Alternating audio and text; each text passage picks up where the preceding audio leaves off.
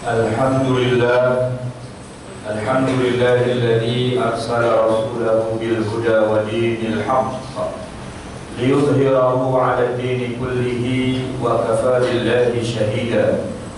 Ashhadu an la ilaha illallah wahdahu la sharika lah wa ashhadu anna sayyidana wa nabiyyana Muhammadan 'abduhu wa rasuluhu la nabiyya ba'dahu. Allahumma fasalli wa sallim wa barik ala nabiyyina Muhammadin wa ala alihi wa sahbihi wa ansarihi wa junudihi wa man jahada fi sabilillahi ila yaumiddin. Amma ba'du, fa ya ayyuhal muslimuna rahimakumullah, fa inni usikum wa iyaya bi taqwallah wa ta'atihi la'allakum tuflihun. يقول ربنا عز وجل في محكم التنزيل بعد أعوذ بالله من الشيطان الرجيم بسم الله الرحمن الرحيم يا أيها الذين آمنوا إنما الخمر والميسر والأنصاب والأزلام رجس من عمل الشيطان فاجتنبوه لعلكم تفلحون إنما يريد الشيطان أن يوقع بينكم العداوة والبغضاء في الخمر والميسر ويصدكم عن ذكر الله وعن الصلاة فهل أنتم منتهون. Al-ayah. Sadaqallahul azim. Hadirin jamaah salat Jumat yang dimuliakan Allah, setelah kita panjatkan puji syukur kehadiran Allah, salawat dan salam kita sampaikan kepada Rasulullah, dan juga kita bacakan petikan dari ayat Al-Quranul Karim, maka yang menjadi salah satu rukun di dalam setiap khutbah Jumat adalah disampaikannya pesan, wasiat, mau'izah dan pelajaran. Khususnya berlaku buat diri khatib sendiri dan tentunya juga buat kita semua yang hadir di sini. Pesan itu yang pertama tentu saja adalah pesan untuk kita menjaga, memelihara keutuhan iman kita, biar pada hembusan nafas kita yang terakhir, matinya kita ini dalam keadaan beriman dan Islam, matinya diridhoi oleh Allah Subhanahu wa ta'ala, menjadi orang yang husnul khatimah. Itu yang harus kita pertahankan nomor satu sebelum kita bicara yang lain. Pesan yang kedua, hadirin yang dimuliakan Allah, bahwa Rasulullah SAW sudah menjamin kita semua umatnya pasti masuk surga. Walaupun kita punya banyak dosa, tetapi pada akhirnya dosa itu akan diampuni juga, yaitu lewat penebusan dosa di dalam neraka. Kalau dosa kita segunung, lalu kemudian sudah ditebus bertahun-tahun di neraka, pada akhirnya umat Nabi Muhammad ini pasti akan dikeluarkan juga dari neraka untuk dimasukkan ke dalam surganya. Jadi jangan takut, jangan sedih, semua umat Nabi Muhammad pasti masuk surga.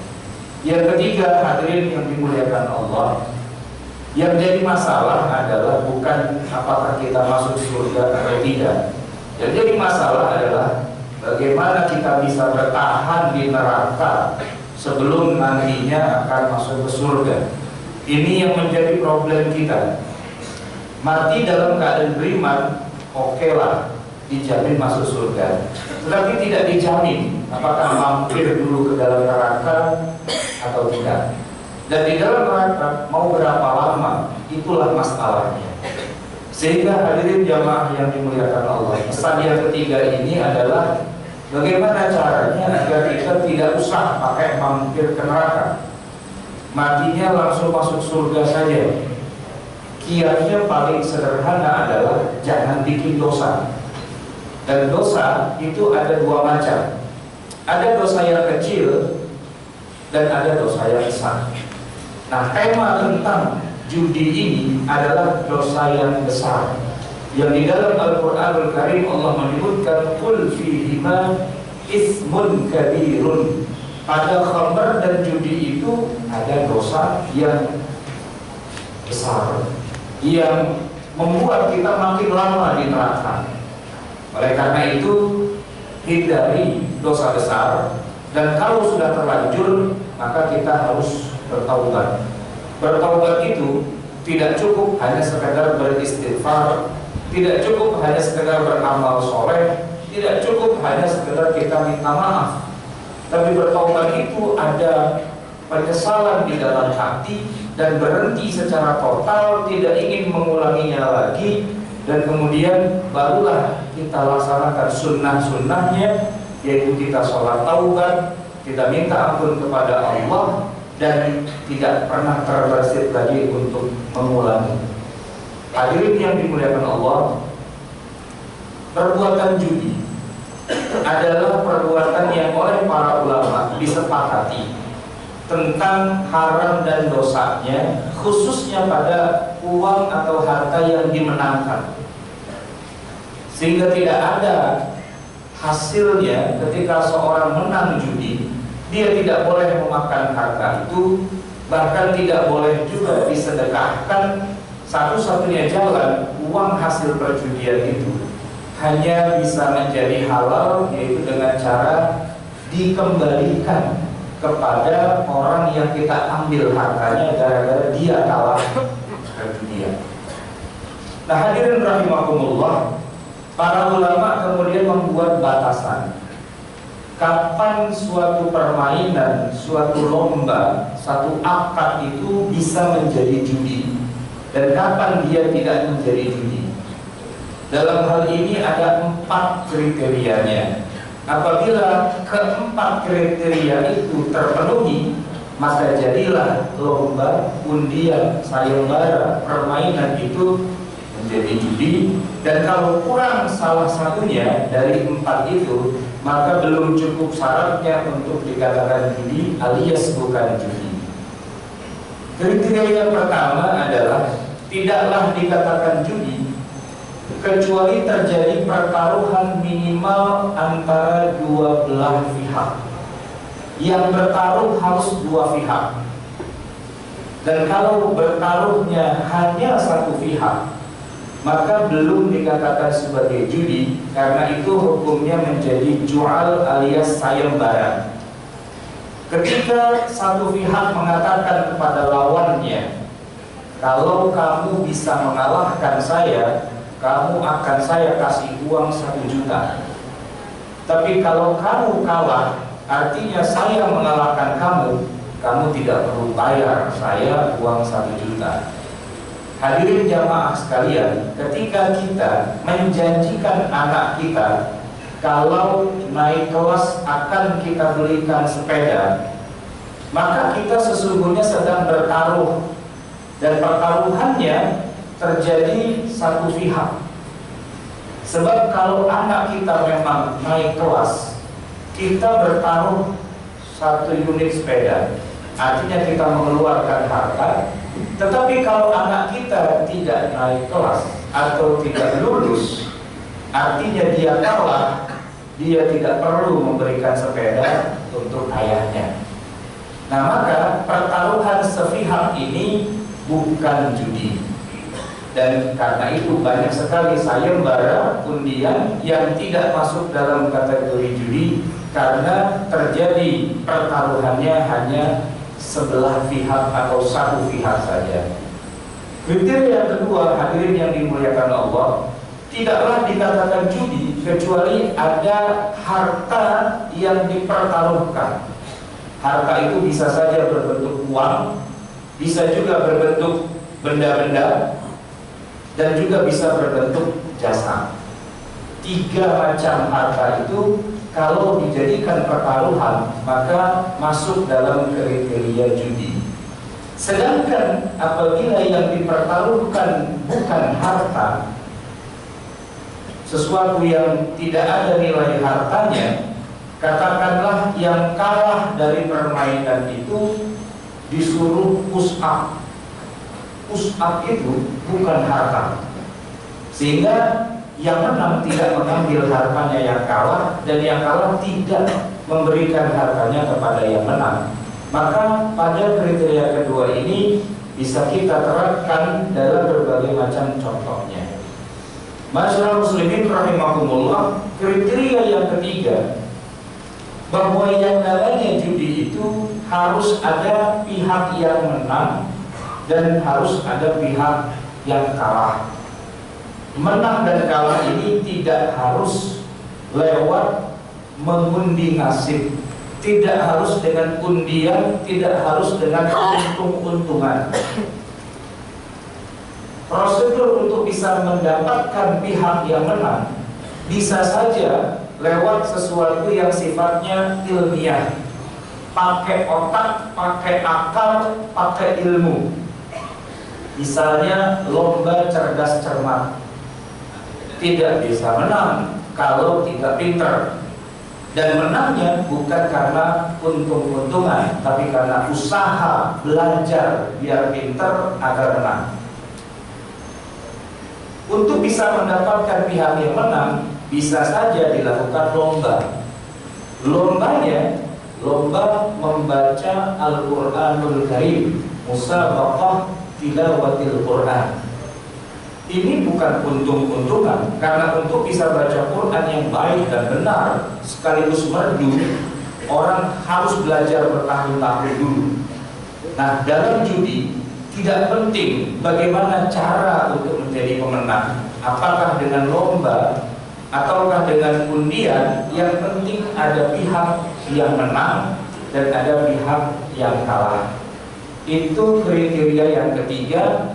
Dan terakhir, kriteria yang keempat adalah ini yang sangat menentukan apakah menjadi judi atau bukan, yaitu pihak yang menang berhak mengambil harta pihak yang kalah, dan pihak yang kalah harus rela kehilangan harta yang dia pertaruhkan.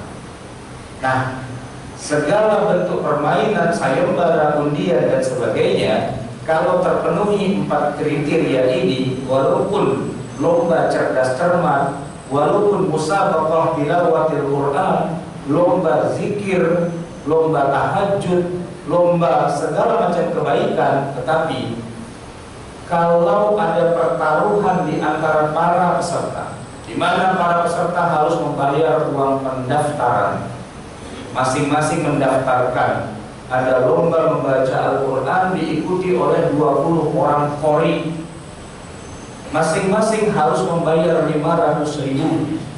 Jadi 20 orang kali 500.000, terkumpullah dana 10 juta. Lalu masing-masing berlomba, ada jurinya. Yang menang bukan yang beruntung, yang menang adalah orang yang berupaya untuk bisa membaca Quran dengan sebaik-baiknya. Lalu keluarlah pemenangnya, dan menentukan judi atau tidaknya adalah ketika uang yang terkumpul dari para peserta lomba musabaqah tilawatil Quran itu diberikan kepada pemenang.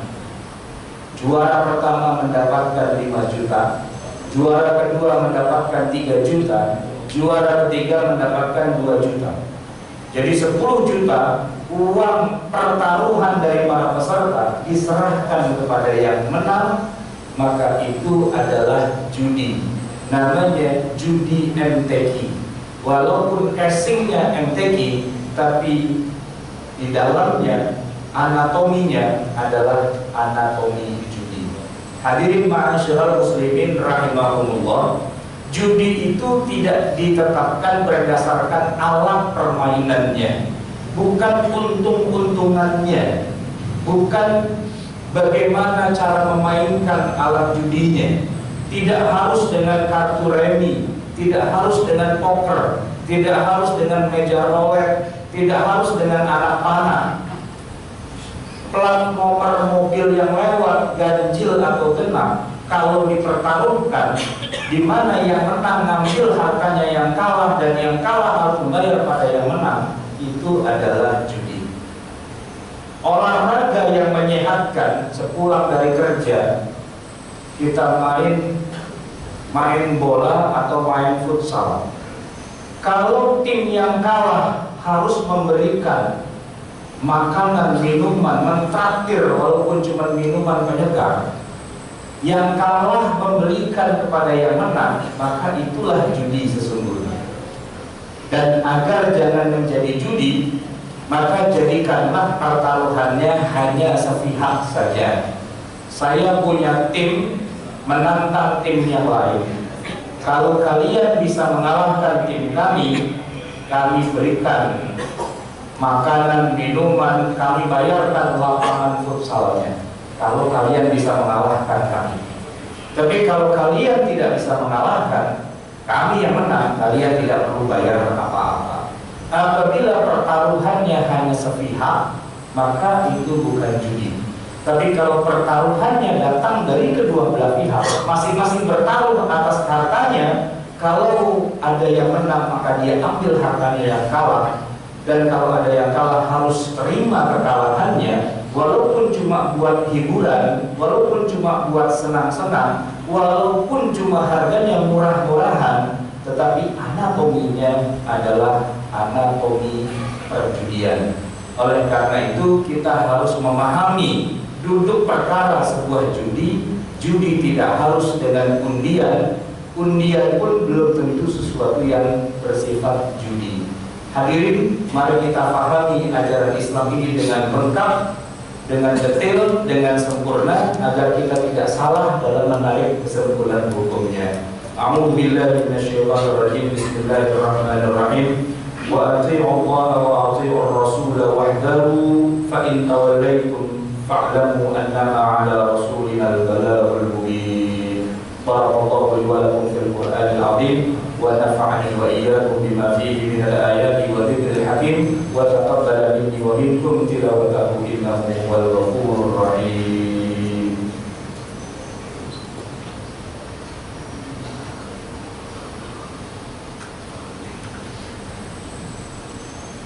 Alhamdulillah, alhamdulillahilladzi hadana li hadza wa ma kunna linahtadiya laula an hadana Allah. ولا حول ولا قوة إلا بالله العلي العظيم. سبحانك لا علم لنا إلا ما علمتنا إنك أنت العليم الحكيم. Hadirin ma'asyiral muslimin rahimakumullah. Tidak semua judi itu menggunakan undian yang sifatnya untung-untungan. Karena yang penting dalam sebuah perjudian ada pihak yang menang dan ada pihak yang kalah, di mana pihak yang menang itu mengambil hartanya yang kalah, dan yang kalah harus kehilangan hartanya diambil oleh yang menang. Apapun bentuk cara menangnya, entah lewat lomba, entah lewat undian, entah lewat pemocokan dan sebagainya. Di sisi yang lain, tidak semua undian itu judi. Bahkan di masa Rasulullah SAW, beberapa kali Rasulullah menyelenggarakan undian. Dan undian itu dibenarkan karena tidak mengandung skema perjudian. Ada 3 momen di masa Nabi di mana beliau melakukan undian. Yang pertama, ketika beliau baru tiba hijrah dari Mekah ke kota Madinah, orang-orang Ansor berebut ingin agar rumahnya dijadikan rumah singgah Rasulullah sementara waktu sebelum Nabi punya rumah sendiri. Belum lagi turun dari punggung untanya, tali kekang unta itu sudah ditarik ke sana, ditarik ke sini oleh para sahabat. Mereka rebutan. Akhirnya Rasulullah menyelesaikan masalah ini dengan undian, bukan dengan dadu, bukan dengan anak panah, tetapi dengan unta. Sabda Nabi, "Khallu sabilan naqah fa innaha ma'murah." Lepaskan, berikan jalan pada unta saya ini. Nanti di mana dia berhenti, disitulah saya akan sementara singgah. Maka sahabat yang rumahnya jadi tempat singgahnya Nabi karena untanya berhenti di situ, dialah pemenangnya, dan yang lain tidak menang alias kalah dengan cara undian. Untanya yang nanti menentukan di mana rumah istirahat sementara Nabi. Kenapa bukan judi? Karena yang menang, yang rumahnya ketempatan oleh Nabi, dia tidak mengambil hartanya yang kalah. Dan yang kalah tidak mendapatkan kehormatan rumahnya yang dijadikan rumah singgah Nabi. juga tidak harus kehilangan harta apapun, tidak perlu diberikan kepada yang menang. Jadi ini adalah undian, tetapi ini bukan judi. Oleh karena itu dibolehkan memutuskan perkara dengan cara undian asalkan tidak terjadi skema perjudian. Momen yang kedua yang terjadi juga di masa Rasulullah adalah rebutannya para sahabat untuk bisa sholat di saf yang terdepan. Dalam hadis yang sahih diriwayatkan oleh Imam Bukhari, Rasulullah pernah bersabda, "Lau ya'lamun nasu ma fil nida'i was-saffil awwal." Seandainya orang-orang pada tahu betapa besarnya pahala azan dan sholat di saf yang paling depan, lalu pastilah mereka akan rebutan. Dan kalau mereka tidak bisa selesaikan masalah rebutan ini kecuali harus dengan cara diundi, maka pastilah mereka akan mengundinya. Dan yang namanya keluar berhak untuk duduk di saf yang terdepan, itulah para pemenangnya. Dan yang namanya tidak keluar, duduknya di belakang. Apakah undian ini judi atau bukan? Kita lihat. Apakah yang duduk di depan, yang menang undian itu, mengambil hartanya yang duduk di belakang? Dan apakah yang di belakang harus memberikan harta kepada yang menang yang duduk di depan? Itu tidak terjadi, maka itu bukan judi. Itu adalah undian yang syar'i yang dibenarkan dalam agama Islam. Keuntungan yang duduk di depan itu keuntungan ukhrawi, bukan keuntungan duniawi. Pahalanya besar, tapi pahalanya di akhirat. Sementara secara finansial dia tidak menerima apapun dari yang kalah, dan yang kalah tidak perlu memberikan sesuatu pada yang menang. Ini adalah undian yang syar'i. Momen yang ketiga yang dilaksanakan oleh Nabi tentang undian yang syar'i adalah ketika Rasulullah bepergian keluar kota, dan beliau termasuk sering setiap 2-3 bulan sekali beliau ikut dalam peperangan keluar kota. Dan biasanya Nabi mengajak satu di antara sekian banyak istrinya, dan mereka tentu rebutan, dan akhirnya Nabi melaksanakan qur'ah atau undian. Dikocok namanya, siapa yang namanya keluar maka dia berhak menemani Rasulullah. Kalau yang keluar namanya Aisyah, maka Aisyah menemani Nabi. Aisyah pemenangnya, yang lain kalah. Apakah ini judi yang diharapkan? Jawabannya bukan. Kenapa? Karena Aisyah yang menang tidak menerima harta apapun dari yang kalah, dan yang kalah tidak perlu membayar apapun kepada Aisyah. Oleh karena itulah maka undian seperti ini bukanlah undian yang diharamkan. Hadirin ma'asyiral muslimin rahimahumullah, kita sebagai umatnya Rasulullah harus cerdas dalam memahami ilmu-ilmu syariah. Tidak hanya sekedar membaca teksnya saja.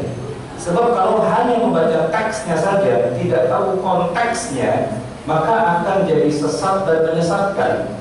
Sebab ada di antara sabda Rasulullah yang menyebutkan, "Man la'iba bin nardashiri," orang yang bermain dengan dadu, seperti dia memasukkan tangannya ke dalam daging babi dan darahnya. Hadisnya sahih diriwayatkan oleh Imam Muslim. Tetapi hadirin ma'asyiral muslimin rahimahumullah, ketika Nabi mengatakan siapa yang bermain dadu, apa yang dimaksud oleh beliau? Tentunya bukan semata-mata memainkan alatnya, tapi yang beliau maksud adalah dadu ini dimainkan dalam rangka sebuah perjudian yang memenuhi 4 kriterianya. Ada pihak-pihak yang bertaruh, pertaruhannya harta, ada menang dan kalah, yang menang ngambil yang kalah, dan yang kalah harus kehilangan hartanya.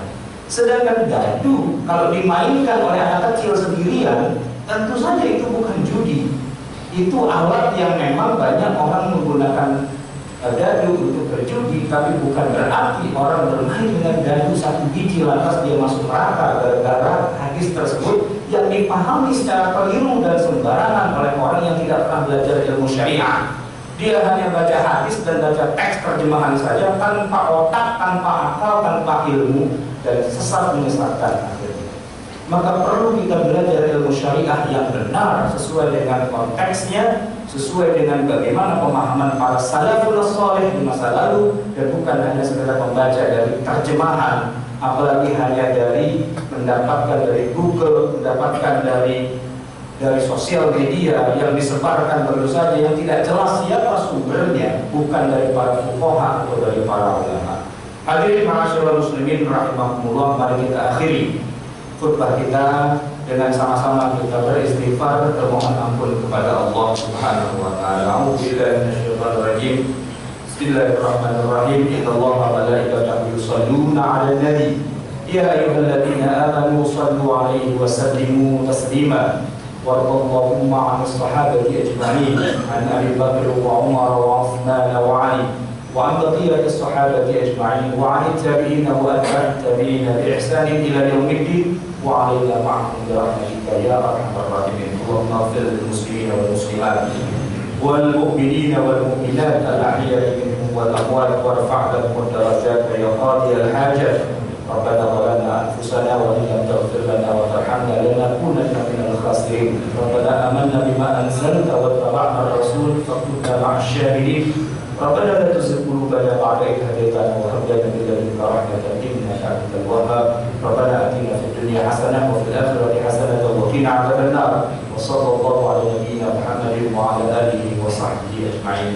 عباد الله إن الله يأمر بالعدل والإحسان وإيتاء ذي القربى وينهى عن الفحشاء والمنكر والبغي يعظكم لعلكم تذكرون. فاذكروا الله العظيم يذكركم ولكم يزدكم ولذكر الله أكبر.